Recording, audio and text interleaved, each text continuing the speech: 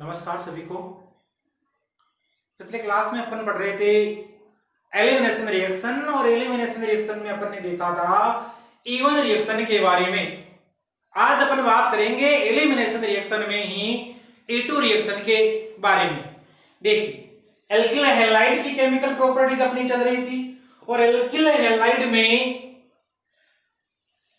अपन ने ये देखा था कि एलिमिनेशन रिएक्शन है वो आपकी एक फर्स्ट ऑर्डर की रिएक्शन होती है और SN1 है उसके साथ साथ में चलती है, मींस आपकी E1 है और आपकी जो SN1 है वो साथ साथ में चलती है।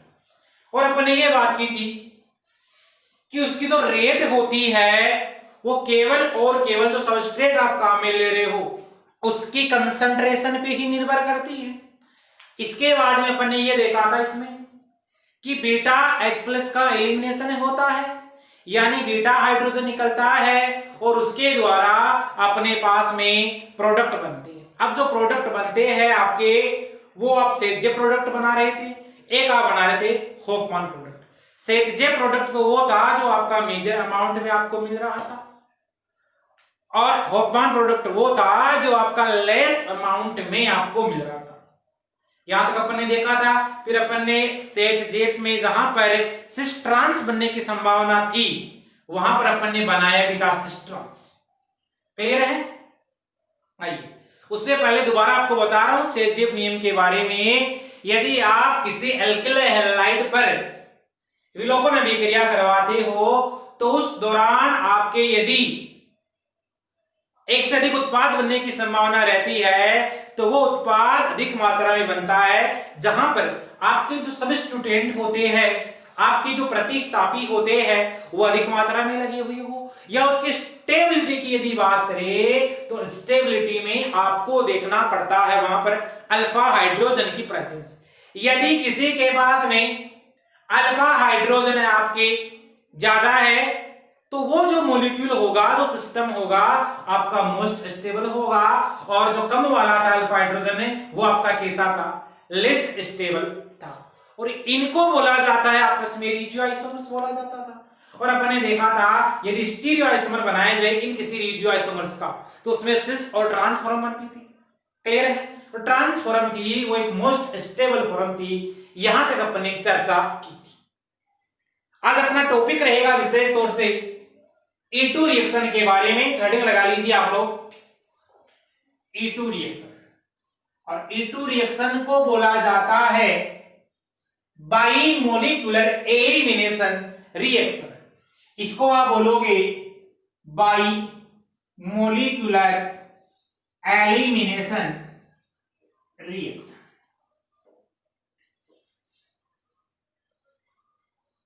इसका मतलब हुआ द्विक अणुक विलोपन अभिक्रिया। द्विक अणुक विलोपन अभिक्रिया, यानी यहां से इस रिएक्शन के दौरान आपके दो जो मॉलिक्यूल है वो पार्टिसिपेट करते हैं। कैसे? जैसे कि एग्जांपल के थ्रू अपन समझते हैं, करने जा रहे हैं। ये मेरे पास में है कोई एक एल्काइल हैलाइड, क्या बोलते हैं इसको आप? 2-क्लोरोप्रोपेन। यानी ये जो एल्काइल हैलाइड है आपका वो 2-क्लोरोप्रोपेन दे रखा है। अब यहां से आपको एलिमिनेशन रिएक्शन करवानी है। आप जानते हो जो ये क्लोरीन एटम दिख रहा है जिस कार्बन से जुड़ा हुआ होता है उस कार्बन को आप अल्फा बोलते हो, और इसके बगल वाला जो कार्बन होता है एडजेसेंट कार्बन होता है उसको आप क्या बोलते हो? बीटा कार्बन कहते हो। यहां पर समस्या है किसी प्रकार की? चलिए अब देखिए यहां से आप बीटा से निकालोगे क्या? एक H+ का रिमूव करोगे तो यहां से बीटा से एक H+ निकलेगा। मान लीजिए ये A से है CH2H, तो ये इस इलेक्ट्रॉन देके जाएगा अपना, क्या बनेगा आपका? और ये यहां से ये Cl बाहर निकलेगा। अब ये कब होगा? यहां पर जब आपको क्या दे? A2 एलिमिनेशन दे दिया जाए और इसको आप क्या करवाओगे? हीट करवाओगे। क्लियर है? तो यहां से आपका ये निकलेगा, क्या बन जाएगा आपका CH3CH डबल बॉन्ड CH2। इसके द्वारा आपने क्या प्राप्त कर लिया है, आपने एल्किन प्राप्त कर ली। क्लियर है, क्लियर है। चलिए, तो ये आपने देखा। अब देखो यहां पर इस रिएक्शन में क्या हुआ, इस रिएक्शन में जो आपके H और ये जो Cl दिखाई दे रहे हैं आपको, यहां से जो आपने HCl निकाला है, ये दोनों साथ साथ में यहां से बाहर निकलते हैं, यानी दोनों यहां से क्या होंगे, आपके साथ साथ निकलते। E1 में अपन ने क्या देखा था, E1 में अपन ने देखा था कि सबसे पहले जो निकलता है उसके बाद में एक स्पीशीज बनती है जिसको आपको बोलते हो कार्बोकैटायन बोलते थे। क्लियर है। यहां पर कार्बोकैटायन की फॉर्मेशन तो होगी नहीं, दोनों साथ साथ में निकलेंगे और आपकी किसकी फॉर्मेशन हो जाएगी, एल्किन की फॉर्मेशन हो जाती। क्लियर है। चलिए, यहां तक किसी प्रकार की कोई समस्या आपकी नहीं होगी। आइए देखते हैं अब यहां पर आप क्या काम में लेते हो, मेन चीज वो याद रखना आपको। A2 रिएक्शन में आपको लेना पड़ेगा काम में स्ट्रॉन्ग बेस, एक परवल क्षार लोगे और उस परवल क्षार की उपस्थिति में क्या होती है, आपकी A2 एलिमिनेशन होती है। और E1 कब हो रही थी, E1 में आप ले रहे थे वीक बेस ले रहे थे, बाकी चीजें वही है, हाई टेम्परेचर पे होगी, स्पॉन्टेनियस है, एंडोथर्मिक है, वो सब चीजें। क्लियर हो गया आपके। चलिए अब अपन यहां पर देखते हैं, क्या देखते हैं उसकी अपन बात कर लेते हैं। देखिए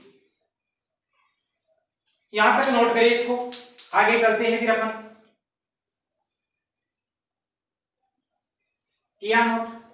देखिए मेरे पास में मान लो कोई एक रिएक्शन दे रखी है और उस रिएक्शन पे मेरे को बनाना है, मान लीजिएगा आप लोग कोई प्रोडक्ट बनाना है और उसकी मैकेनिज्म किस प्रकार होती है A2 एलिमिनेशन में, वो अपन देखते हैं। यहां देखिए यहां पर क्या है आपका, ये CH3, ये CH2 और यहां मैंने क्या लगा दिया, एक Cl लगा दिया। CH3 हो गया ये, और ये हो गया आपका एक यहां हाइड्रोजन। क्लियर है। ये क्या है आपका, एक एल्काइल हैलाइड है, ये हो गया आपका एल्काइल हैलाइड। आप देखिएगा जो आप एल्काइल हैलाइड यहां काम में ले रहे हो, यहां पर कोई बेस आके अटैक करता है इस रिएक्शन के दौरान। अब ये बेस आया मान लो यहां पर, ये B-। क्लियर है। ये एक प्रकार का यहां हो गया, एक बेस हो गया, और बेस कैसा है आपका, स्ट्रॉन्ग बेस है। समझे इस बात को। ये स्ट्रॉन्ग बेस यहां आएगा तो सबसे पहले क्या होगा, यहां पर ये B और H के बीच में ये जो बॉन्ड है ये बनेगा, मतलब आपको हाइड्रोजन को निकालना पड़ेगा। तो ये बॉन्ड यहां टूटेगा, ये टूटेगा तो उस दौरान ये बॉन्ड बनेगा और ये बॉन्ड फिर यहां से क्या होगा, टूटता है। इसके दौरान ये यहां से यहां आता है, क्या होता है देख लीजिए। आप देख रहे हो ये B और H है, यहां पर इसके बीच में बॉन्ड बनेगा। क्लियर है। ये यहां आपको दिखाई दे रहा है CH2, यहां आपको दिखाई दे रहा है CH2, यहां आपको दिखाई दे रहा है Cl दिखाई दे रहा है। यहां तक समझे इस बात को। आगे देखिएगा, इसमें आप एक चीज ध्यान देखिए, वो चीज क्या है आपकी, ये है यहां पर देखो इसके बीच में बॉन्ड बन रहा है और यहां से ये बॉन्ड ब्रेक होगा। क्लियर है। ये जब इस पर टेक रहेगा तो ये बॉन्ड यहां से क्या होगा, ब्रेक होगा।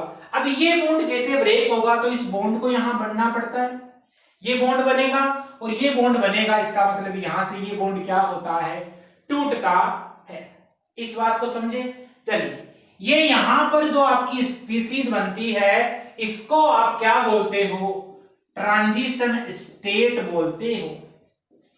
यानी ये आपकी क्या बनी है, यहां पर एक प्रकार की संक्रमण अवस्था बनी है, इसी को आप क्या बोलोगे, ट्रांजिशन स्टेट या आपकी संक्रमण अवस्था। अब यहां से क्या होगा, ये जो आपको दिखाई दे रहा है यहां पर होगा आपका अल्फा कार्बन होगा।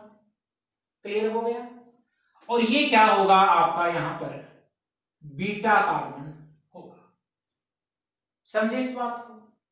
चलिए, और इस बीटा कार्बन को आप देखोगे तो इस बीटा कार्बन पर उपस्थित जो हाइड्रोजन आप देख पा रहे हो, ये हाइड्रोजन यहां से क्या हो जाएगा, रिमूव होगा।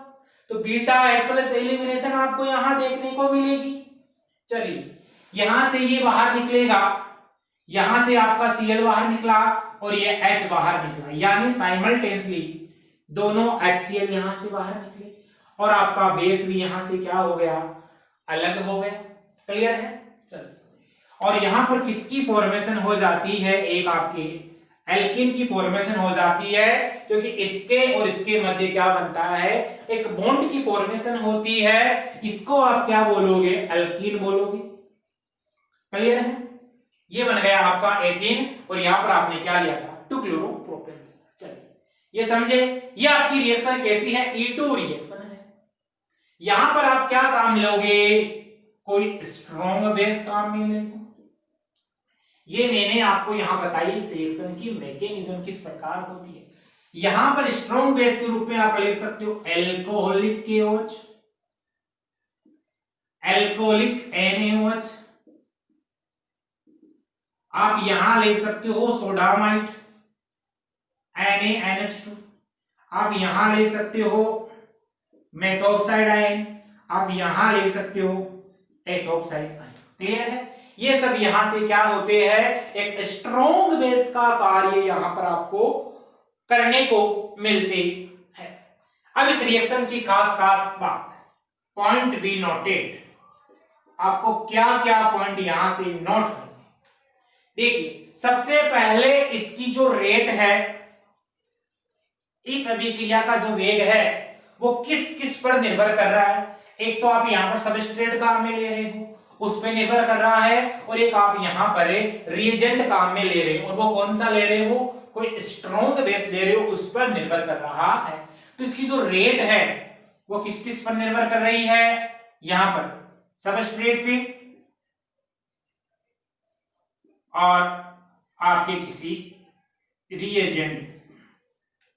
देखिएगा, आपने क्या लिया यहां पर, सबस्ट्रेट आपका कोई एल्किल हैलाइड होगा, क्योंकि अपने को एल्किल हैलाइड में देखना है, तो एल्किल हैलाइड होगा, और रिएजेंट आपका क्या होगा, कोई बेस होगा, और बेस यानी आप B- इसको दर्शा सकते हैं।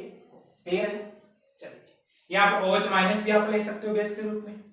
समझिए इस बात को, यानी कि जितने भी स्ट्रॉन्ग बेस है वो यहां पर आप क्या करोगे, यूज करोगे। तो क्या लिखोगे, रेट है वो बराबर के समानुपाती का चिन्ह उठाओगे तो कोई ना कोई कांस्टेंट आएगा, concentration of alkyl halide. Alkyl halide आपका क्या है, यहां पर ये है CH3CH2Cl।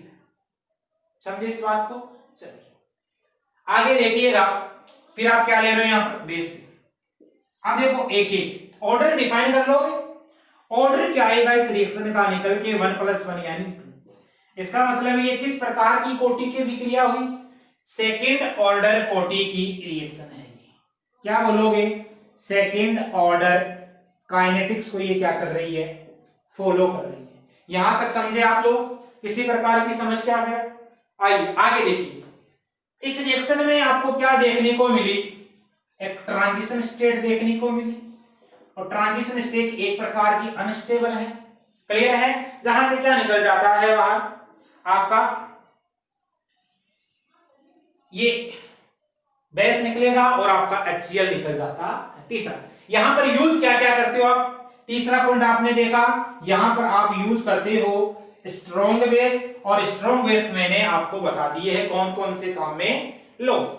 यानी जितने भी एल्कोक्साइड होते हैं वो सभी क्या होते हैं, बहुत अच्छे स्ट्रॉन्ग बेस होते हैं। यानी ये जो लिखे ना मैंने RO-, आप लिख सकते हो जितने भी आपके एल्कोक्साइड होते हैं वो सभी क्या होते हैं, स्ट्रॉन्ग बेस होते हैं। चलिए, इसमें जो ट्रांजिशन स्टेट बनती है, यदि इस ट्रांजिशन स्टेट की स्टेबिलिटी जितनी ज्यादा है तो उस जो रिएक्शन आपको दिखाई देगी उसकी रेट ऑफ रिएक्शन भी क्या मिलेगी, आपको उतनी अधिक मिलेगी। अगला पॉइंट क्या नोट करोगे आप, यहां बताना, अगला पॉइंट क्या होगा, जहां पर आपको ट्रांजिशन स्टेट देखने को मिलेगी। ट्रांजिशन स्टेट यहां जितनी ज्यादा स्टेबल होगी उसकी रेट ऑफ रिएक्शन क्या होगी, उतनी ही अधिक होती है। क्लियर है यहां तक, समझे? चलिए, और किसकी E2 एलिमिनेशन की अपन बात करेंगे। क्लियर हो गया?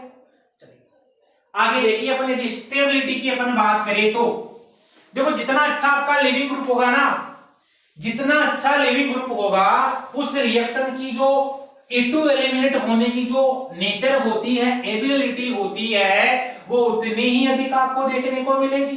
तो आप अगला पॉइंट लगा के नोट कर सकते हो, यदि रिएक्शन के दौरान आपका जो लिविंग ग्रुप है, यदि आपका लिविंग ग्रुप है वो क्या है, बेस्ट है। क्लियर है? अब जितना अच्छा लिविंग ग्रुप होगा, मतलब मैं बोल सकता हूं एबिलिटी ऑफ लिविंग ग्रुप, जितनी ज्यादा एबिलिटी होगी लिविंग ग्रुप की, उस जो E2 एलिमिनेशन की जो आपकी रेट ऑफ रिएक्शन है वो भी आपको उतनी ही ज्यादा देखने को मिलेगी। क्लियर है? एक क्वेश्चन के थ्रू समझते इस बात। देखिएगा, ये मेरे पास में यहां दे रखा है कोई टर्सरी एल्किल हैलाइड दे रखा है। क्लियर है?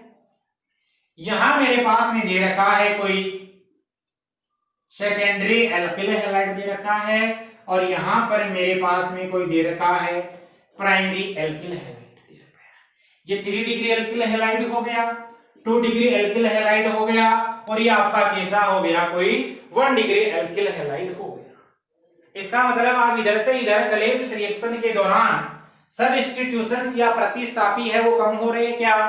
बिल्कुल हो रहे हैं। इस रिएक्शन के दौरान आप इधर से देखो, इधर प्रतिस्थापी बढ़ रहे हैं, तो देखो सब्स्टिट्यूशन की बात करेंगे अपन, प्रतिस्थापियों की बात करेंगे, वो आपका क्या हो रहा है इस रिएक्शन के दौरान, कम हो रहा है। चलो, यहां से बाहर क्या निकलेगा, आपका लिविंग ग्रुप निकलेगा, यहां क्या निकलेगा, ये लिविंग ग्रुप निकलेगा, और यहां क्या निकलेगा, ये लिविंग ग्रुप निकलेगा। इसका मतलब आपका स्टेबल कौन सा बना, 3 डिग्री, फिर कौन सा बना यहाँ पर 2 डिग्री, फिर आपका कौन सा बना 1 डिग्री। क्लियर है? तो यहां पर लिविंग ग्रुप के बाहर निकलने के बाद में आप देखोगे तो स्टेबिलिटी की यदि रेट देखोगे, उसके आधार पर तो जो आपको रेट देखने को मिलेगी वो रेट मिलेगी 3 डिग्री में, फिर 2 डिग्री में, और उसके बाद में आपको 1 डिग्री। क्लियर है? ये आपको रेट देखने को मिलेगी। इसका मतलब आपने क्या देखा, जिसके पास में मोर क्राउडेशन होगी या जितनी ज्यादा भीड़ होगी, स्टेरिक हिंड्रेंस जितना ज्यादा होगा, उसकी जो रेट ऑफ रिएक्शन है वो उतनी ही क्या होगी, ज्यादा होगी। यहां पर पॉइंट आप क्या कर सकते हो, नोट लगा के लिख सकते हो, जितनी ज्यादा क्राउडिंग होगी, क्राउडिंग बढ़ रही है मतलब भीड़ बढ़ रही है, इसका मतलब उसका स्टेरिक हिंड्रेंस है, त्रिविम जो बाधा है वो क्या हो रही है, बढ़ रही है। अब जितनी ज्यादा त्रिविम बाधा बढ़ेगी, बढ़ रही है देखो त्रिविम बाधा, आप ये भी बोल सकते हो number of alpha hydrogen increase हो रहे हैं। इसमें देखोगे तो देखो ये अल्फा कार्बन है, क्लियर है, और इधर से उधर चल रहे हो आप, देखिएगा इस अल्फा कार्बन पर हाइड्रोजन है और इस अल्फा कार्बन पर आपका क्या है, हाइड्रोजन, तो वो भी देख सकते हो आप। चलिए, यहां यदि बात करोगे आप स्टेरिक हिंड्रेंस की बात करोगे, स्टेरिक हिंड्रेंस बढ़ रही है, इधर से इधर चलने पर बता दोगे, इधर से इधर चलने पर स्टेरिक हिंड्रेंस है, त्रिविम बाधा आपकी बढ़ रही है। अब देखिएगा, त्रिविम बाधा यदि बढ़ रही है इसका मतलब वो उसकी जो रेट है वो क्या हो रही है, बढ़ रही है। क्लियर? इसकी रेट क्या होगी, आपको ज्यादा देखने को मिलेगी, और वो किसमें, E2 एलिमिनेशन में। अब देखो आप एक चीज समझ जाना यहां से, वो क्या समझना, SN1 रिएक्शन, E1 रिएक्शन और आप वाली ये E2 रिएक्शन, इनमें रेट ऑफ रिएक्शन यानी 3 डिग्री 2 डिग्री 1 डिग्री होगी। यहां पर भी क्या होती है, 3 डिग्री 2 डिग्री 1 डिग्री होती है, और E2 की बात करते हैं, E2 में क्या होता है, 3 डिग्री 2 डिग्री 1 डिग्री होता है। यहां पर आपको कंफ्यूज होने की जरूरत नहीं है, कहीं SN2 की तरह आप 1 डिग्री 2 डिग्री 3 डिग्री करके आ जाओ। यहां पर आपको कंसेप्ट क्या लगाना है, स्टेरिक हिंड्रेंस के बारे में बताना है। क्लियर हो गया। चलिए, और SN2 की बात करते हैं तो वहां क्या होता है, रेट ऑफ रिएक्शन की बात करें तो 1 डिग्री, यानी मैं किसकी बात कर रहा हूं, ये रेट ऑफ रिएक्शन। कई बार सीधा सीधा ऑर्डर आपसे पूछा जा सकता है, तो ये आपको ऑर्डर बताना है, ये आपको क्रम बताना है। क्लियर है यहां तक। चलिए आगे देखिए, ये रिएक्शन कैसी थी, कितने पदों में संपन्न हो रही थी, उसकी बात कर लेते हैं। तो ये अभी आपने जो रिएक्शन देखी थी, ये आपकी रिएक्शन सिंगल स्टेप रिएक्शन थी।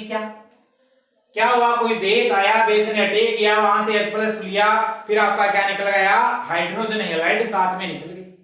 क्लियर है। तो ये जो रिएक्शन आपको देखने को मिली, ये सिंगल स्टेप रिएक्शन थी क्या, बिल्कुल थी। यानी ये जो रिएक्शन थी आपकी सिंगल स्टेप रिएक्शन। अब देखो, सिंगल स्टेप रिएक्शन है, इसमें मेरे को बताओ कार्बोकेटाइन बनता है क्या। मैकेनिज्म आपने देखा, मैकेनिज्म के दौरान कार्बोकेटाइन बनता है क्या, कार्बोकेटाइन नहीं बनता। अब बताओ कार्बोकेटाइन नहीं बन रहा है, इसका मतलब मोर स्टेबल कार्बोकेटाइन देखोगे क्या आप यहाँ पर, मींस रीअरेंजमेंट देखोगे क्या। यदि कार्बोकेटाइन ही नहीं बन रहा है तो काय का तो रीअरेंजमेंट है।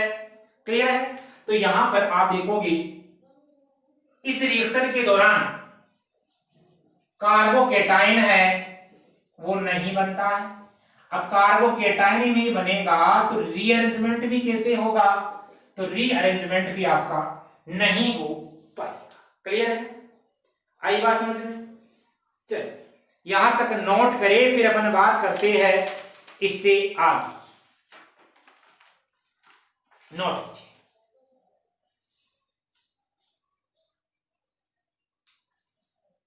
कर लिया। आइए चलते हैं आगे, चलते हैं। देखिए अपन बात करेंगे अब सोलवेंट कौन सा लेते काम में।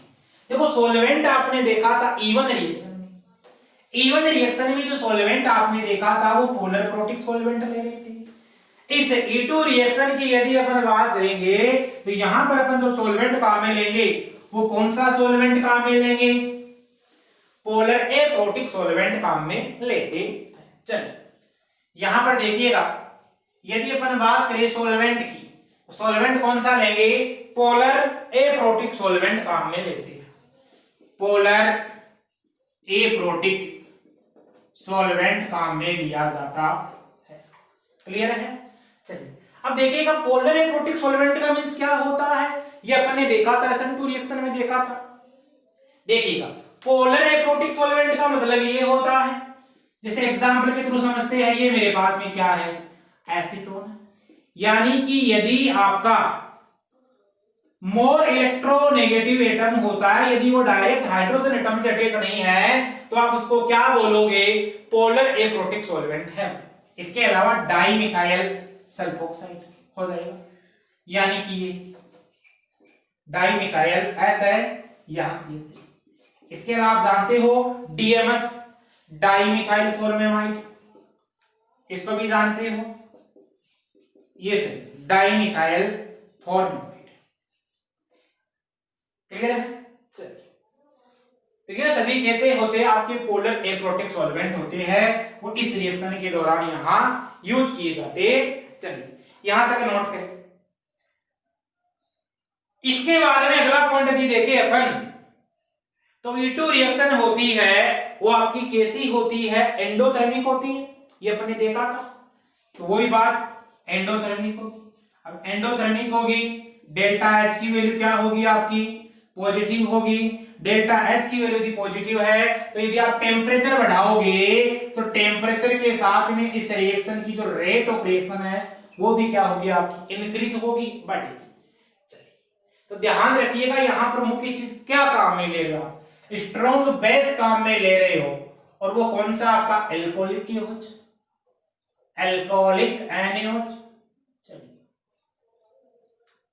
समझे इस बात को। आइए देखते हैं एग्जाम्पल के थ्रू कुछ क्लियर आएगा अपने और क्या होगा। अब देखो यहां पर रीअरेंजमेंट तो होता नहीं, मींस कार्बोकेटाइन तो बनता नहीं है, तो डायरेक्ट रिएक्शन होगी और इवन की तुलना में थोड़ी इजी रिएक्शन होने में, कि आप डायरेक्ट यहां पर प्रोडक्ट का पता कर लोगे। चलिए देखते, ये मेरे पास में यहां लगा रखा है, क्लोरीन लगा रखा है।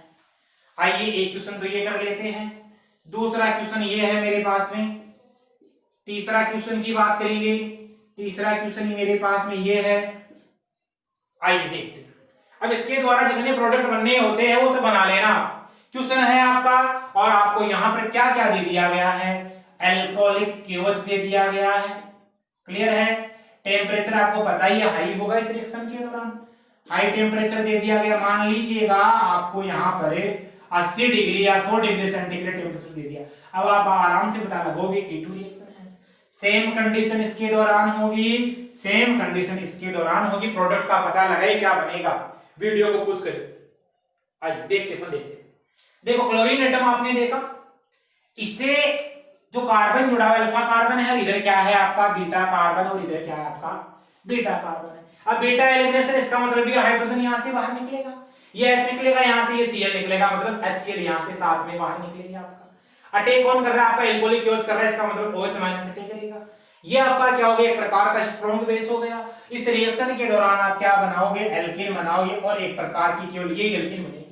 चाहे आप बीटा हाइड्रोजन ये निकाल दो, चाहे बीटा हाइड्रोजन आप ये निकाल दो, केवल एक बीटा हाइड्रोजन निकलेगा इस रिएक्शन में। देखो यहां से ये देखा आपने, अल्फा कार्बन है, ये कार्बन कौन सा है आपका, बीटा कार्बन है। इधर कार्बन कौन सा है, बीटा कार्बन है। तो यहां पर प्रोडक्ट कितने बनने की संभावना हुई, देखिएगा। यहां से यदि ये निकला Cl, और यहां से यदि बीटा हाइड्रोजन प्लस निकला, तब आपका प्रोडक्ट एक तो ये बना, यहां तो प्रोडक्ट आपका ये बना, मतलब यहां क्या बना आपका, डबल बॉन्ड बना। क्लियर हो गया मामला। चलिए फिर देखिएगा, ये तो तब निकला जब ये निकला। इधर देखिएगा, यदि ये निकलता है तो यहां एक डबल बॉन्ड की फॉर्मेशन होगी, समझ रहे हो। यदि ये हाइड्रोजन निकलेगा, यहां से हाइड्रोजन निकले पर वैलेंसी फ्री होगी, डबल बॉन्ड की फॉर्मेशन होगी, ये लिविंग ग्रुप आपका निकल जाएगा Cl, तो क्या बनेगा आपका प्रोडक्ट, यहां पर ये बन जाता है। अब देखो यहां पर आपको क्या देखना है, ये डबल बॉन्ड देखा आपने, मोर सब्स्टिट्यूटेड एल्कीन ये है, ये लेस सब्स्टिट्यूटेड एल्कीन है। क्लियर है। देखो अल्फा हाइड्रोजन की काउंटिंग कर लोगे आप, यहां पर आपने देखा CH2 ग्रुप उपस्थित है। कितने अल्फा हाइड्रोजन है, 2 अल्फा हाइड्रोजन है। इधर आप कितने देखोगे, 3 दूनी 6 अल्फा हाइड्रोजन है। इसके अलावा सीधा सीधा देख पा रहे हो कि मोर सब्स्टिट्यूटेड एल्कीन है, तो बता दोगे ये कैसी एल्कीन है, मोर सब्स्टिट्यूटेड एल्कीन है। ये कैसी आपकी less substituted alkene, less substituted alkene. इस बात को समझे। इसका मतलब जिसमें मोर सब्स्टिट्यूटेड एल्कीन होगी, या जिसके पास में नंबर ऑफ अल्फा हाइड्रोजन ज्यादा होगी, उसको आप क्या बोल रहे थे, मोर स्टेबल बोल रहे थे, मोर स्टेबल बोल रहे थे। और ये आपका कैसा हो जाएगा, ये हो जाएगा आपका लेस स्टेबल। क्लियर है। चलिए, तो मोर स्टेबल होता है, इसका मतलब वो प्रोडक्ट कौन सा होता है आपका, सेतजे प्रोडक्ट होता है। यहां बता दोगे ये प्रोडक्ट आपका कैसा हो गया, सेतजे प्रोडक्ट हो गया। और इसके बारे में यदि आप बात करोगे तो ये प्रोडक्ट कौन सा हो गया आपका, हाफमान प्रोडक्ट हो गया। यहां बताओगे ये प्रोडक्ट हो गया आपका हाफमान प्रोडक्ट। चलिए इतनी बात समझे आप, इसको अभी बाद में कर लेते हैं थोड़ा। अब देखो यहां पर इनको आपस में बोला क्या जाता है, जो आपके ये दोनों बने, इनको तो आप क्या बोल रहे थे, रिजियो आइसोमर बोल रहे थे, समझे। अब देखो यहां पर ये एल्कीन आपको दिखाई दे रही है, जो मोर सब्स्टिट्यूटेड एल्कीन है, इसकी सिस और ट्रांस संभव है क्या, इसके स्टीरियो आइसोमर बनाए जा सकते हैं क्या, बनाए जा सकते हैं। चलिए एक तो ये बन गया आपका। क्लियर है। तो आप इसको समझने की कोशिश करोगे तो CH3 यहां हाइड्रोजन होगा, यहां हाइड्रोजन। चलिए इसके 2 आइसोमर अपन फॉर्म करते हैं, एक तो सिस वाला बनाते हैं और एक अपन कौन सा बना लेते हैं, आपके ट्रांस वाला बना लेते हैं। ट्रांस वाला बनाते हैं सबसे पहले। देखिएगा यहां पर मिथाइल ग्रुप होगा, यहां आपका कौन सा ग्रुप होगा, मिथाइल ग्रुप होगा, यहां आपका क्या होगा, हाइड्रोजन एटम होंगे। सिस वाला बनाएंगे अपन, सिस वाले में क्या होगा, दोनों सेम समूह है, एक ही और स्थित है, ये आपका कौन सा बन गया है, यहाँ सिस वाला बन गया। अब आप जानते हो ये तो बना आपका ट्रांस बना, ये आपका कौन सा बना है, यहाँ सिस बना है। ट्रांस वाला मोस्ट स्टेबल होता है। मोस्ट स्टेबल होने का कारण क्या है, जो बड़े ग्रुप होते हैं वो एक दूसरे के अपोजिट साइड होते हैं और वो मैक्सिमम स्ट्रेंथ पे होते हैं, मैक्सिमम दूरी पे होते हैं, मैक्सिमम दूरी पे होते हैं, अधिकतम लेंथ पे होते हैं। इसका मतलब उनमें जो रिपल्शन फोर्स लगता है वो क्या होता है, प्रतिकर्षण बल होता है, वो न्यूनतम लगता है। और प्रतिकर्षण बल यदि न्यूनतम लगेगा तो सिस्टम की स्टेबिलिटी क्या हो जाती है, वहां हाई हो जाती है। मतलब ये कैसा हो गया आपका, मोस्ट स्टेबल हो गया। इनमें से आपसे यदि पूछे क्वेश्चन ये दे दिया जाए और फिर आपसे पूछे कि इनमें कौन सा प्रोडक्ट होगा तो बता दोगे। क्लियर। यहां पर आपको लेना क्या काम है, ये लेना है स्ट्रॉन्ग बेस काम में लेना। यहां तक समझे होगी इस बात को। चलिए यहां तक नोट करें और एग्जाम्पल अपन करते हैं आगे। देखिए अब कुछ एग्जाम्पल और करेंगे तो उससे और क्लियरिटी आ जाएगी। देखिए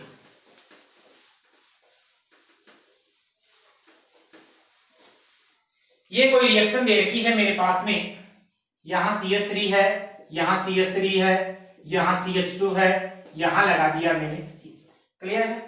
वो वाला एग्जांपल कर लोगे आप, अभी जो लिखा था मैंने यहां से क्लोरीन एटम जुड़ा हुआ है। ये जानते हो आपका कार्बन कौन सा कार्बन है, अल्फा कार्बन हो गया। ये कौन सा कार्बन है, बीटा कार्बन हो गया। यहां से हाइड्रोजन निकलेगा तो ये बनेगा और यहां से हाइड्रोजन निकलेगा तो ये बनेगा। क्लियर है।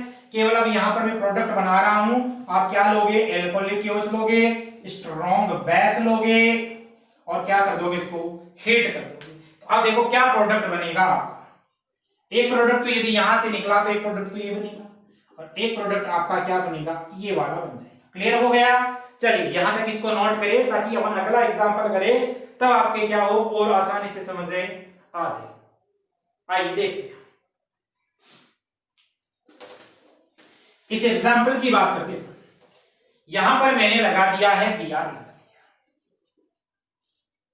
क्या दे दिया आपको, कोई एल्कोहलिक क्योच दे रखा है तो आप समझ जाना एल्कोहलिक क्योच है, एक प्रकार का स्ट्रॉन्ग बेस दे रखा है। रिएक्शन कौन सी होगी, A2 एलिमिनेशन होगी। क्लियर है। आइए बात करने जा रहे हैं। अब देखो यहां से ये Br निकलेगा। अब ये Br कब निकलेगा, इस कार्बन को आप क्या बोलते हो, अल्फा कार्बन बोलते हो। क्लियर है। और इस अल्फा कार्बन से आपको निकालना क्या है, बीटा हाइड्रोजन निकालना है। तो देखो बीटा हाइड्रोजन एक तो आपका ये हो गया, एक बीटा हाइड्रोजन ये हो गया और एक बीटा हाइड्रोजन ये हो गया। तो ये और ये दोनों तो क्या हो गए, सेम हो गए और ये क्या हो गया, डिफरेंट हो गया। क्लियर है। प्रोडक्ट क्या बनाओगे, इसके और इसके द्वारा जो एल्कीन बनेगी वो सेम एल्कीन बनेगी। कैसे बनेगी उसकी बात करते हैं। यहां से ये H+ निकला, ये H+ यहां से बाहर निकला, इसका मतलब यहां कहेगा आपका CH2 डबल बॉन्ड CH3 और ये आपका CH2 CH। क्लियर है। चलिए यदि ये आपका H+ निकला, यहां से ये H+ निकला तो क्या होगा, CH3 C एक मिथाइल ग्रुप है, यहां क्या आ जाएगा आपका, देखो ये H+ निकला, इसका मतलब इस कार्बन और इस कार्बन के मध्य क्या आएगा, डबल बॉन्ड आएगा। यहां CH और यहां क्या CH3। क्लियर हो गया यहां तक। आइए अब अपन बात करने जा रहे हैं इसमें और कुछ नहीं। देखो डबल बॉन्ड वाला कार्बन ये रहा आपका और इस डबल बॉन्ड वाले कार्बन से आपको क्या देखने हैं, प्रतिस्थापी देखने हैं। इसके अलावा डबल बॉन्ड वाला कार्बन ये रहा आपका, इसे क्या देखने हैं आपको, प्रतिस्थापी देखने हैं। तो सीधी सीधी बात है, यहां पर देखो 2 प्रतिस्थापी है, यहां पर कितने प्रतिस्थापी है, 3 प्रतिस्थापी। इसका मतलब मोर स्टेबल तो यही होगा। ये कैसा होगा आपका, लेस स्टेबल होगा। क्लियर हो गया मामला। चलिए इसके अलावा नंबर ऑफ अल्फा हाइड्रोजन यदि काउंट करना चाहो तो कर सकते हो। देखिएगा 3 अल्फा हाइड्रोजन ये कार्बन है और इससे अल्फा हाइड्रोजन, ये अल्फा और ये अल्फा हाइड्रोजन। कितने अल्फा हाइड्रोजन हुए, यहाँ 9 अल्फा हाइड्रोजन हुए। यहां देखोगे तो यहाँ पर 2 और 3 कितने हैं, 5। ये अल्फा हाइड्रोजन में नहीं आएगा, ध्यान रखना। ये बीटा हाइड्रोजन है, ये अल्फा के बाद में कौन सा हाइड्रोजन है, बीटा हाइड्रोजन है। तो ये कितने हो गए यहाँ पर, alpha hydrogen, alpha hydrogen 3 2 5 alpha hydrogen हो गए। क्लियर है। चलिए इसका मतलब ये प्रोडक्ट कौन सा बना आपका, सेट जेट प्रोडक्ट बन गया है।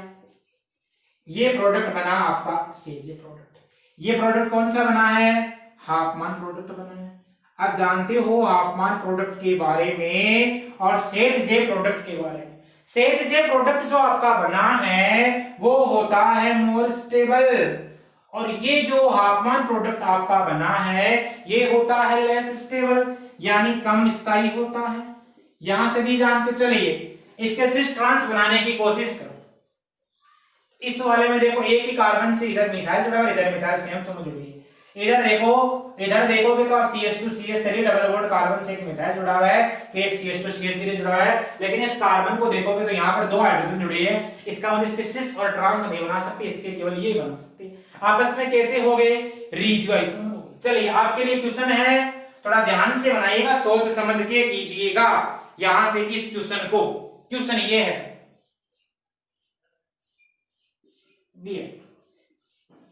एल्कोहलिक क्योच प्रोडक्ट क्या बनेगा बताइए मेरे को।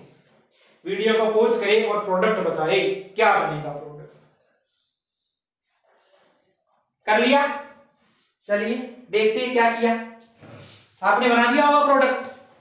देखो इसको देखना, ये Br, ये अल्फा कार्बन, ये बीटा। इस बीटा कार्बन से यहां जुड़ा हुआ है मिथाइल, यहां जुड़ा हुआ है मिथाइल, यहां जुड़ा हुआ है आपका मिथाइल। तो यहां पर तो केवल कार्बन अकेला है, कोई हाइड्रोजन प्रेजेंट है क्या? नहीं है। इसके पास में बीटा हाइड्रोजन ही नहीं है, तो ये काई के एलिमिनेशन रिएक्शन देगी आपको? क्यों देगी? नहीं देगी। इसका मतलब आप लिख दोगे बीटा हाइड्रोजन एब्सेंट, मींस ये आपको बीटा एलिमिनेशन रिएक्शन नहीं देगी। यदि हाइड्रोजन होता तो वो रिमूव हो जाता, और वो है नहीं है, इसलिए आप क्या बोल दोगे इसको? बीटा हाइड्रोजन होने के कारण ये आपको रिएक्शन नहीं दे पाएगा। क्लियर है? चलिए और एग्जांपल करते हैं, उससे अपन क्लियरिटी लाते हैं। आइए यहां तक नोट करें। अब जितने ज्यादा आप एग्जांपल करोगे उतना आपको बेनिफिट होने वाला है। क्लियर है? इस बात को समझे अच्छे से। डिहाइड्रोहेलोजिनेशन, उसकी बात करने जा रहे हैं। डिहाइड्रोहेलोजिनेशन इसको बोला जाता है विहाइड्रोहेलोजनीकरण। विहाइड्रोहेलोजनीकरण आपने जितनी देर पढ़ी है वो सब बातें यही है, बस केवल इसको अप्लाई करना जानना। देखो हाइड्रो का मतलब होता है कोई हाइड्रोजन, और हेलोजन का मतलब होता है एक्स, और वी का मतलब होता है बाहर निकलना। तो डी का मतलब होता है यहां से रिमूव हो रहा है हाइड्रोजन के साथ में क्या आपका हेलोजन एटम एचएस। तो ये जो रिएक्शन आप पढ़ते हो जहां मुख्य रूप से क्वेश्चन पूछा जाता है, बस डायरेक्ट ये पूछा जा सकता है कि विहाइड्रोहेलोजनीकरण अभिक्रिया क्या होती है, बस इसी पे आ सकता है यदि कोई क्वेश्चन आएगा तो देखिए अपन काम में क्या लेते हैं, अल्कोहलिक क्योच लेते हैं काम में। ये लिया मैंने एल्कोहलिक क्योच लिया, आप सभी जानते हो हाई टेम्परेचर पे रिएक्शन होगी ये। चलिए ये मेरे पास में RCH, यहां पर मैंने लगा दिया Br, यहां CH2 और यहां क्या हो गया CH3 हो गया। चलिए ये आपका क्या हो गया, अल्फा कार्बन हो गया, और इस अल्फा कार्बन से जुड़ी हुई जो कार्बन है उसे आप क्या बोलोगे, बीटा कार्बन बोलोगे। क्लियर हो गया? चलो एक बार मैंने क्या किया, हाइड्रोजन यहां से निकाला, और एक बार मैंने क्या किया, हाइड्रोजन को यहां से निकाला। चलो इसको मान लेता हूं मैं CH3 मान लेता हूं। चलिए अब देखिए यहां पर क्या होगा, एक बार हाइड्रोजन ये निकला, ये हाइड्रोजन निकलने पर आपका जो प्रोडक्ट बनेगा CH2 double bond CH2 CH3 बनेगा। और यदि एक बार आपका हाइड्रोजन ये वाला निकलता है तो प्रोडक्ट आपका क्या बनता है, CH3 CH double bond CH3 बनता है। क्लियर है? चलिए इसमें क्या हुआ, विहाइड्रोहेलोजनेशन की क्रिया हुई, तो यहां से आपका HBr का निकलना हुआ या नहीं हुआ। देखो ये H और ये Br निकला, एक बार ये H और Br निकला, तो आपने क्या बोला, इस रिएक्शन के दौरान आपका क्या निकल गया है, HBr निकल गया। क्लियर है? तो देखो हाइड्रोजन के साथ में क्या निकला, हेलोजन निकला, और हाइड्रोजन के साथ में यदि हेलोजन निकलता है तो उस रिएक्शन को आप क्या बोलते हो, विहाइड्रोहेलोजनीकरण बोलते हो, डिहाइड्रोहेलोजिनेशन कहते हो। चलिए इस रिएक्शन की बात करते हैं, तो यहां पर देखिए अल्फा हाइड्रोजन काउंट करते हैं, कितने अल्फा हाइड्रोजन है, 2 अल्फा हाइड्रोजन है। इस वाले में काउंट करोगे कितने अल्फा हाइड्रोजन है, 6 अल्फा हाइड्रोजन हो गए। समझे इस बात को? चलिए अब देखिएगा यहां पर क्या होगा, ये तो आपका सेजब प्रोडक्ट हुआ या नहीं हुआ, क्योंकि सेजब के हिसाब से क्या है, इसमें अधिक क्या प्रतिस्थापी जुड़ी हुई है, जबकि इसमें केवल एक प्रतिस्थापी जुड़ा हुआ है। तो ये आपका कैसा प्रोडक्ट हुआ, हाफ पान प्रोडक्ट हुआ। क्लियर है? चलिए ये प्रोडक्ट, इसका मतलब आप क्या बनाओगे, इसका कह दोगे मोर स्टेबल है, और ये क्या है आपका लेस स्टेबल है। आप देखो जो लेस स्टेबल ये मोर स्टेबल है। यहां से आप एक चीज डिफाइन कर सकते हो, ये दोनों तो रिजियो आइसोमर हो गए आपके, और इनकी यदि बात करोगे आप तो ये तो रिजियो आइसोमर हो गया। इस वाले की बात करोगे तो ये वाला क्या, इसके दो फॉर्म बनेंगे आपकी, एक वाला बनेगा सिस वाला बनेगा, एक वाला क्या बनेगा ट्रांस बनेगा, और इनको आप क्या बोल दोगे आपस में, स्टीरियो आइसोमर बोल दोगे। त्रिविम समानी होते हैं आपस में, ये जानते हो सभी। और स्टेबल की बात करेंगे तो स्टेबिलिटी किसकी ज्यादा होती है, इस वाले की होती है, ट्रांस वाले की होती है। ट्रांस वाला क्या होता है, मोस्ट स्टेबल होता है। चलिए आप क्वेश्चन करिएगा, एक क्वेश्चन है आपके लिए, 2 ब्रोमो पेंटेन लिख रहा हूं। इसमें आपको बताना है एलिमिनेशन रिएक्शन किस प्रकार होती है, और उसके द्वारा आपको बताने हैं प्रोडक्ट। ये आपका हो गया इसमें होमवर्क, इस वाले में ये आपका है होमवर्क। 2 ब्रोमो पेंटेन है, उस रिएक्शन में आपको प्रोडक्ट बताना है, और आपको क्या करना है, यहां से होमवर्क के रूप में लिखना है। चलिए ये हो गया। एक और लिख लीजिए क्वेश्चन इसमें, 2 ब्रोमो आपका हेक्सेन, इसी में 3 ब्रोमो हेक्सेन, इनके आपको प्रोडक्ट बताने हैं एलिमिनेशन रिएक्शन के द्वारा। नोट करें यहां तक।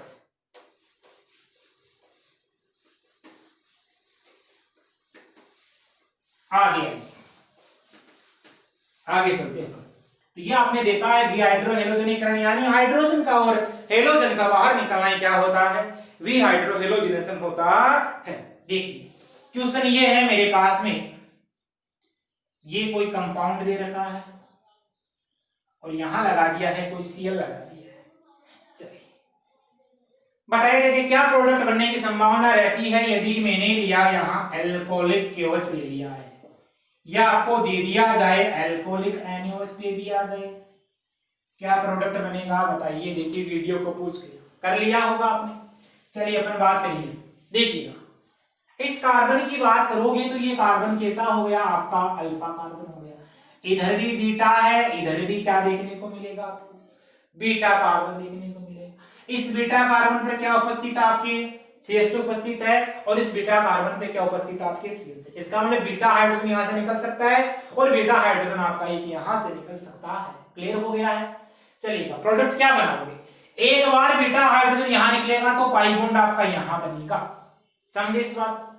तो पाई बॉन्ड बना दोगे आप यहां, देखिएगा ध्यान से।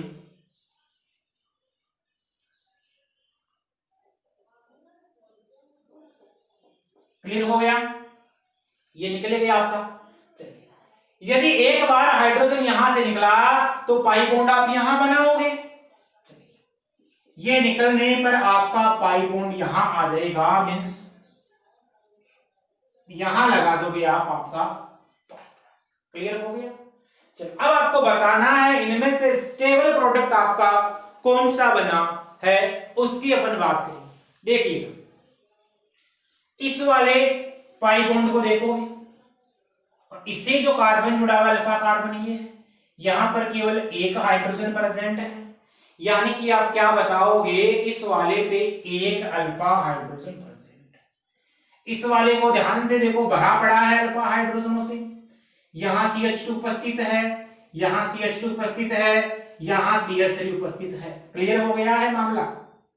चलिए अब देखिएगा 3 2 5 2 7, कितने अल्फा हाइड्रोजन आपके पास में, 7 अल्फा हाइड्रोजन है। अब जिसके पास में जितने अल्फा हाइड्रोजन है वो आपका क्या होता है, स्टेबल प्रोडक्ट होता है। मतलब ये तो क्या हो गया, मोर स्टेबल प्रोडक्ट। कौन सा बना, सेट जेक प्रोडक्ट बना आपका।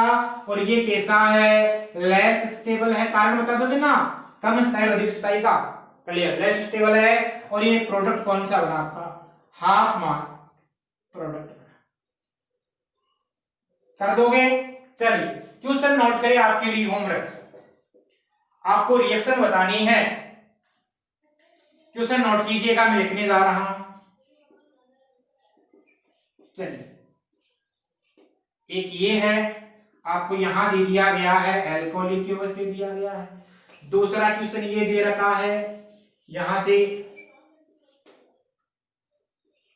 यहां पर Cl, यहां पर लगा दिया गया है एल्कोहलिक केओएच लगा दिया गया है। चलिए, तीसरे क्वेश्चन की बात करते हैं। आपको बताना है रिएक्शन देती है तो क्यों देती है, नहीं देती तो क्यों नहीं देती है, होमवर्क है ही आप लोगों का।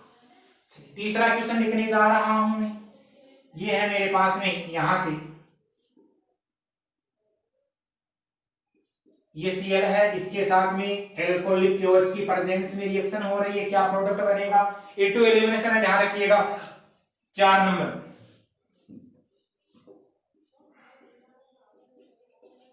Br और ये यहां पर एल्कोहलिक के, वीडियो को पूछ करें, यहां पर नोट करें और आंसर बताएं, ये आप लोगों का हो गया होमवर्क।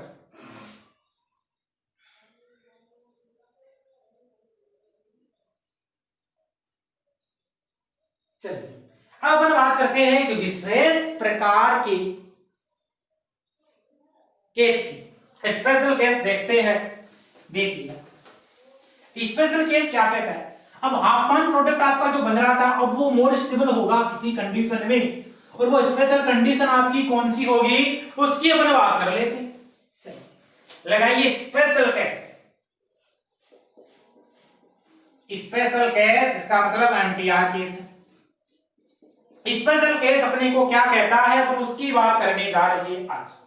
देखो, यदि आपके पास में मोर क्राउडेड दे दे या एक स्टेरिक एंड्रेंस वाला आपको strong base they they, if more crowded या मोर सबस्टिट्यूटेड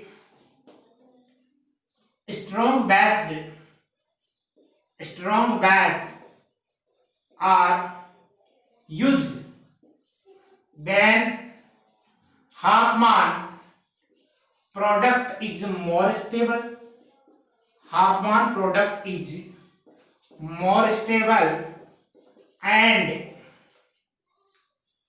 आपका जो शेटजेट प्रोडक्ट होगा वो कैसा होगा, लेस्ट स्टेबल होगा या सबसे कम स्थायी। देखो मैंने लाइन लिखी, इसका मतलब क्या है, यदि आपके पास में कोई स्ट्रॉन्ग बेस दे रखा हो और वो ऐसा हो मोर क्राउडेड हो, उस पर जो प्रतिस्थापी लगे हुए हैं वो एक प्रकार का स्ट्रॉन्ग बेस हो, बहुत अच्छा क्षार हो, तो वहां पर जो आपका हाफमान प्रोडक्ट होता है वो मोर स्टेबल हो जाता है और सेट जे प्रोडक्ट क्या हो जाता है, लेस्ट स्टेबल हो जाता है। मतलब इतनी देर आपने जो रामायण पढ़ी थी उसका जस्ट रिवर्स है, और वो एक कंडीशन में है, कौन सी वाली में बता दो। यहाँ पर कार्बन कार्बन, यहाँ Cl है, यहाँ कार्बन लगाया मैंने, यहाँ कार्बन लगाया, यहाँ कार्बन लगाया और यहाँ मैंने लगाया कार्बन, इसका मतलब CH3 CH2 CH CH CH3 और यहाँ क्या दे दिया मैंने, CH3 दे दिया। चलिए देखिएगा, यहां पर मैंने दिया है आपको ये कोई स्ट्रॉन्ग बेस है आपका, क्लियर है, टर्सरी ब्यूटिल मेथोक्साइड है, या आपको ये दे दिया जाए, और ये रिएक्शन आपको पता है E2 रिएक्शन है, आपको टेम्परेचर दे दिया जाए मान लो 90 से 95 डिग्री सेंटीग्रेड। अब देखो, ये आप जो स्ट्रॉन्ग बेस काम में ले रहे हो इसको गौर से देखिएगा, इन स्ट्रॉन्ग बेस को आप गौर से देखा आपने तो क्या पाया, बड़े बड़े एल्किल ग्रुप जुड़े हुए हैं, मोर क्राउडेड स्ट्रॉन्ग बेस से क्या जुड़े हुए हैं, मोर क्राउडेड जुड़े हुए हैं, यानी बड़े एल्किल ग्रुप जुड़े हुए हैं, क्लियर है। भीड़ ज्यादा है, भीड़ ज्यादा है तो आपका प्रोडक्ट हाफमान क्या होगा, स्टेबल होगा। चलिए इसको देखिएगा ध्यान से, alpha carbon beta carbon beta carbon, clear है। इधर से आप हाइड्रोजन निकालोगे, यहां से हाइड्रोजन निकालोगे तो प्रोडक्ट क्या बनेगा, देखिएगा CH3, यहां से यदि आप हाइड्रोजन निकालते हो तो प्रोडक्ट आपका देखो CH3 CH double bond CH, फिर क्या आएगा, यहाँ CH आएगा, यहाँ क्या आएगा CH3 आएगा, यहाँ क्या आएगा CH3 आएगा। क्लियर हो गया मामला। चलिए यदि यहां से आपका हाइड्रोजन निकल जाए तो डबल बॉन्ड आपका यहां आ जाएगा, क्लियर हो गया। चलिएगा देखिएगा, यहां से CH3, यहां से CH2, फिर क्या आएगा CH डबल बॉन्ड C और यहाँ मिथाइल और यहाँ आपका क्या है मिथाइल। इस बात को समझे। अब देखिएगा इसमें क्या देखोगे, खास बात आपको देखना पड़ेगा इस वाले कंपाउंड में अब कौन सी तो आपका हाफमान प्रोडक्ट है और कौन सा आपका जो आप काम में ले रहे हो सेक्स जे प्रोडक्ट। तो देखिएगा डबल बॉन्ड देखा, इसे आप क्या काउंट करोगे, अल्फा हाइड्रोजन काउंट करोगे, 3 1 4 अल्फा हाइड्रोजन है। यहां देखोगे अल्फा हाइड्रोजनों की भरमार देखने को मिलेगी, 3 3 6 2 8 8 अल्फा हाइड्रोजन है। मतलब 4 अल्फा हाइड्रोजन जो आपका यहां पर अल्फा हाइड्रोजन इसके पास कम होते हैं वो तो आपका कौन सा बन रहा था, क्लियर वाला है, क्लियर है, क्लियर है। चलिए इसको यदि आप गौर से देखोगे तो 4 अल्फा हाइड्रोजन 8 अल्फा हाइड्रोजन है, इसका मतलब ये प्रोडक्ट कौन सा है आपका सेक्स, और ये कौन सा है हाफमान। लेकिन अब देखना स्टेबल कौन सा होगा आपका, हाफमान मोर स्टेबल होगा और उसका कारण मैंने बता दिया है क्यों होता है। उसका कारण ये होता है बड़े एल्कोक्साइड ग्रुप के कारण। और सेट जेप वाला कैसा हो जाएगा आपका लिस्ट स्टेबल, क्लियर है। इससे आपको और क्लियरिटी आ गई है इसको समझने में। मतलब ये आपकी जो एक रिएक्शन है ये होगी इवन रिएक्शन और E2 रिएक्शन, और EI मैंने बता दिया। जो आपकी एक और होती है EI की, जब हम बात कर रहे हैं तो EI होती है जैसे कार्बोक्सिल एसिड में अपन ने शुरू में जो लेक्चर किया था इवन का, वहां पर मैंने बताया था इसके बारे में आपको। और एक इवन CB होती है तो उसमें क्या होता है कॉन्जुगेट बेस होता है, वो आपका क्या होता है फॉर्मेशन होता है। चलिए अब अपन कंपैरिजन कर लेते हैं E1 और E2 में। आपसे कई बार सीधा सीधा क्वेश्चन पूछ लिया जाता है E1 रिएक्शन और E2 रिएक्शन में आपको क्या बताना है, कंपैरिजन बताना है। एक तरफ लिखोगे E1 रिएक्शन और एक तरफ क्या लिखोगे E2 रिएक्शन, क्लियर हो जाएगा। इससे क्लियरिटी आ जाएगी आपकी। तो लिखिएगा एक तरफ E1 रिएक्शन और एक तरफ क्या लिखोगे E2 रिएक्शन लिखोगे, मतलब इनमें अंतर देख लो। आपने क्या क्या पढ़ा उसके बारे में देखो। E1 रिएक्शन में आपने क्या देखा, E1 रिएक्शन में आपने देखा कि ये जो रिएक्शन थी 2 स्टेप रिएक्शन थी, क्लियर है। E2 रिएक्शन थी आपकी कैसी थी, सिंगल स्टेप रिएक्शन। इस पॉइंट को समझे। दूसरी अपन बात करेंगे यहां से, इसमें ट्रांजिशन स्टेट बनती है जबकि यहां क्या होता है कार्बोकेटाइन की फॉर्मेशन होती है, E1 में हो रही थी। E2 की बात करेंगे तो कार्बोकेटाइन की फॉर्मेशन नहीं हो रही थी, बन क्या रही थी ट्रांजिशन स्टेट, क्लियर हो गया। चलिए तीसरी अपन बात करने जा रहे हैं यहां इसकी जो रेट ऑफ रिएक्शन है वो किस किस पर निर्भर करती है। तो इसकी जो रेट होती है वो केवल और केवल एल्किल हैलाइड है उसकी कंसंट्रेशन निर्भर कर रही थी।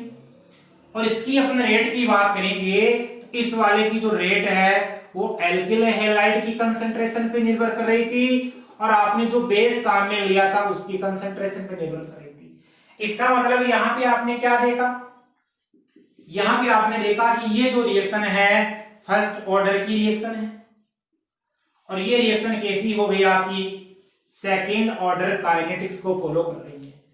4 पॉइंट हो गए आपके। चलो 5वां पॉइंट अपन देखते हैं। यहां पर आप काम में लेते हो वीक बेस और यहां आप काम में क्या लेते हो स्ट्रॉन्ग बेस काम में लेते हो, क्लियर हो गया। यहां आपने लिया एक प्रकार का स्ट्रॉन्ग बेस। चलो इसकी जो रेट देखते हैं अपन तो दोनों में क्या आ जाएगी समानता आ जाएगी। 3 डिग्री वाला 2 डिग्री वाला और 1 डिग्री एल्किल हैलाइड की रेट ज्यादा होगी। यहां पर रेट क्या निकालोगे 3 डिग्री 2 डिग्री आपकी 1 डिग्री, क्लियर है। तो आप इस प्रकार E1 और E2 में अंतर बता सकते, ये सेम है और ये बाकी क्या है डिफरेंट।